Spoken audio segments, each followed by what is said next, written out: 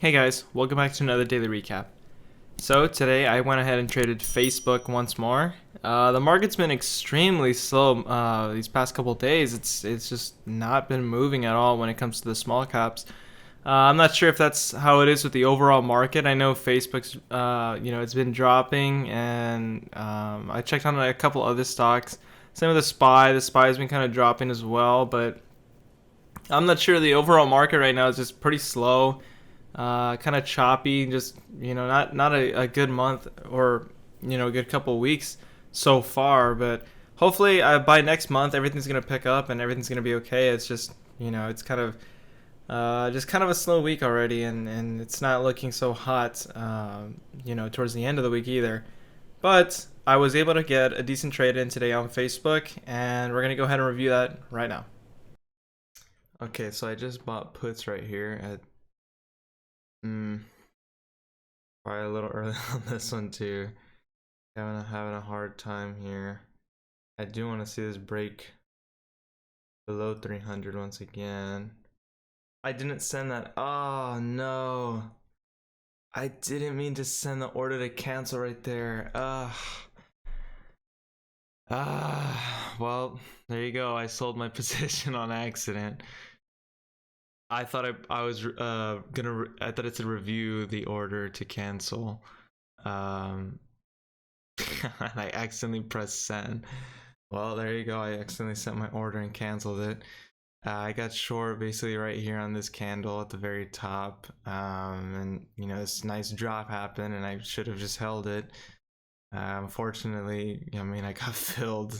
I accidentally sent an order out to get it to sell it unintentionally. I actually didn't mean to sell it, but that's what happened. I made $39 on it. That's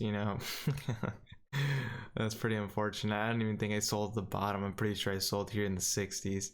So I've sold probably half that candle. Definitely not worth.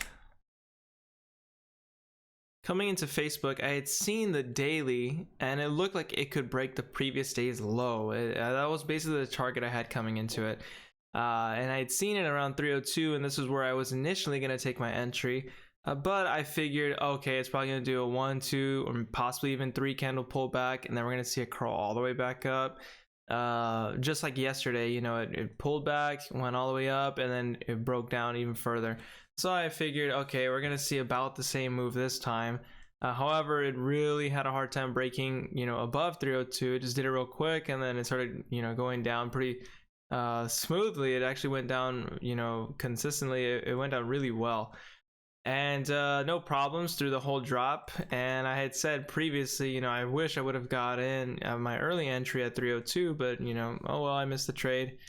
However, I had seen this pullback. I had a hard time breaking below 299. It actually broke 300, and it didn't go so far below that. It broke 299 to 298, I think 80, and then it just shot all the way back up. It was making this ramp all the way back up to VWAP, and I noticed, okay, this is a perfect time to get in. As soon as it touched VWAP and broke over VWAP, I had two things go through my mind. Either this can have a small pullback and then surge higher, or this can have a small pullback and a huge drop. It's just finding out which one's what's the move. Well, when I had seen it had a hard time holding above VWAP, I decided to take an early entry here. I guess for the next candle to break the low and start curling on the downside.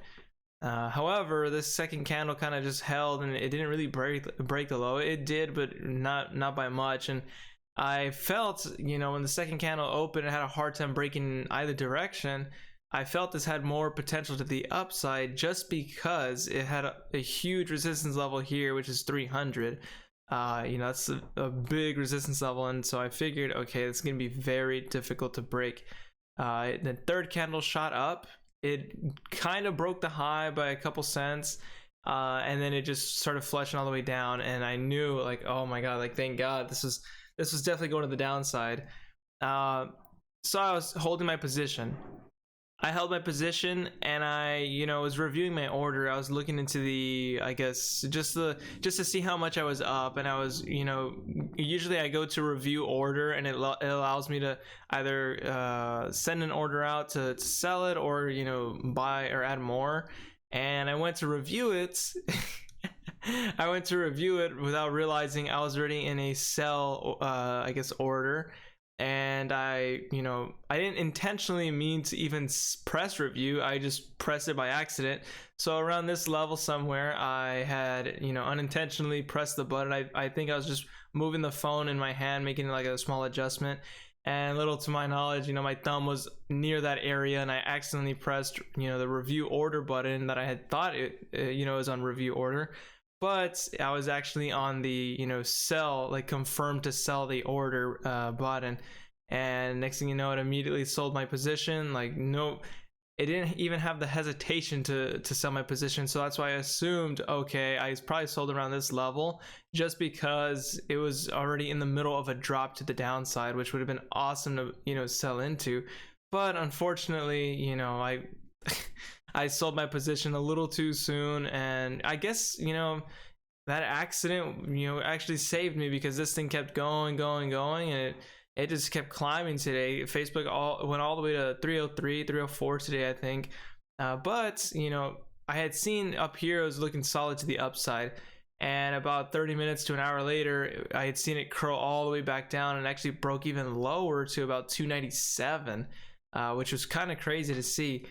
Then it went all the way back up towards the end of the day, back to 303, 304, and it was just, Facebook had some really good moves today. I just didn't have enough day trades. I have one more day trade, and I wasn't even paying attention to the stock, if I'm being honest. The market was really slow, so I didn't think much was going to happen after this trade here.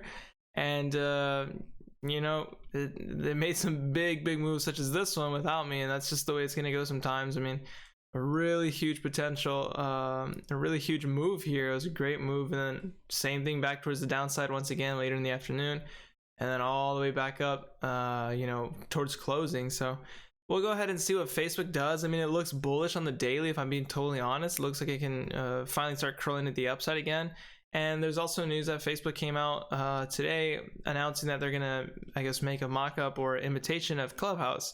So I mean, take that news as you will. It's not necessarily a huge headline, but I mean, they're adding some more features to their platform, and that's beneficial to them in some sort of way. So we'll keep an eye on Facebook for the near future. Wrapping things up here, I wanted to first start off by saying I downloaded TD Ameritrade for my desktop. I have it on mobile, but I decided maybe it's a good idea to get it on desktop to show you guys my actual positions. As you can see here, I was filled at 416 and I sold at 455 for a total of $39 profit on this overall position. I only bought one contract worth about $400 or so. So it wasn't necessarily a big position or anything, but it definitely got me somewhere, and I'm glad I accidentally sold it today. So I hope that this somewhat helps. I think maybe it's a good idea that I bring this into the account or onto the, I guess, channel, so that way y'all can see my actual positions as I mentioned earlier. I want to show both accounts, so hopefully next time I'll show both my TD Ameritrade as well as my CMEG account, and show that the differences in the two stock market and options account, total net gain or loss for the day, so I can be even more transparent and actually show you that I took the positions. I'm not just saying I took something. Another thing, I'm guessing some of y'all are curious about it. I do blur out my account information. I'm not sure what I can and can't show, and I don't want to risk, I guess, my account's being hijacked out here. So if you all would like to see that it's not on margin, I can go ahead and look into providing a broker statement or something. I also know for the accounts on TD Ameritrade, they have like a little parentheses around them that say margin or something. So maybe I can cut a small portion out so you all can see that what's in the parentheses is not margin. It's actually my account information. I just don't want to, leak that out. So that being said, I'm going to go ahead and wrap it up here. If you like the video, please consider subscribing. It really helps me, get out there a little more. I'm gonna try and start posting on Instagram and TikTok as well, but right now I'm just kind of really, really busy with some other things going on, and I'm gonna try my best. So please like the video and consider subscribing. Take care.